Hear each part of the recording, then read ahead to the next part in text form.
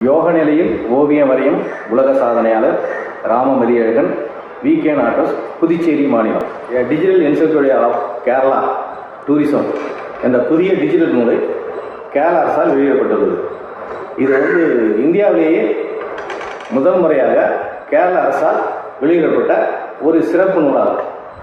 இதை இந்திய book of ரெக்கார்டால் அங்கீகரிக்கப்பட்டுள்ளது. இதோட விலை பிரைஸ்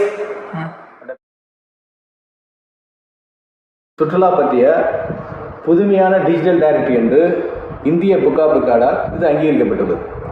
3072 QR கோடுகளுடன் உருவாக்கப்பட்ட புதிய டூரிசம் டிஜிட்டல் புக்.